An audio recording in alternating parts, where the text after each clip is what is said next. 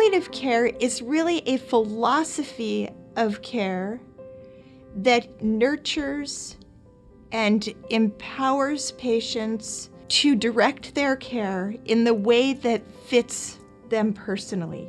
And it allows us to support each patient's unique goals and help them navigate through the very challenging world of modern medicine. A lot of people confuse palliative care with hospice. Hospice is a discrete program, a Medicare benefit, that is intended for the last 6 months of life. It incorporates concepts of palliative care, but palliative care is much broader. It can be applied towards anyone at any time with a serious illness. About March of 2012, my wife developed some symptoms, and they were evaluated by the wonderful staff here at the hospital. Every imaginable diagnostic modality was employed for her. They all went all out for everything, but there was no answer from that, so they actually performed surgery, and at the time that she was diagnosed with cancer of the uterus. Being a physician, I could interpret the results, and I thought the prognosis is not good. Carol had a lot of complications. She was, without going into detail, she was just very sick. She could no longer function in her usual capacity. We knew that the prognosis was grim, and so Carol, with consultation from many quarters, exercised what I call prudent wisdom. The ball was in her court, and she knew it. Suzanne Perch, our dear friend and medical colleague, had been involved in Carol's care when she decided to accept palliative care as her course. And Suzanne was invaluable. She was just wonderful support for Carol.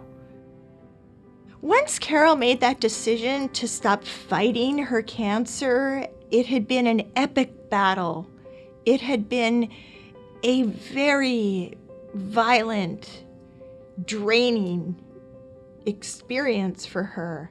She was able to set those weapons on the ground and free herself to really use her energy in ways that gave her joy and meaning and peace.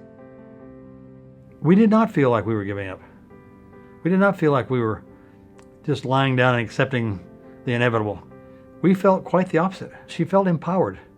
Her sense of destiny was not in somebody else's and someplace else. It was in her hands. It kind of wakened her up to the agenda is, I've got this much lifetime, here's what I'm going to do. And she was very busy. She had closed every loose end and had talked to everybody and told everybody what they meant to her. But it made life for me and my son so much better that she closed all those loops before she died. I can't tell you how much that meant to us after she was gone. Palliative care offers people that chance, and it doesn't come again.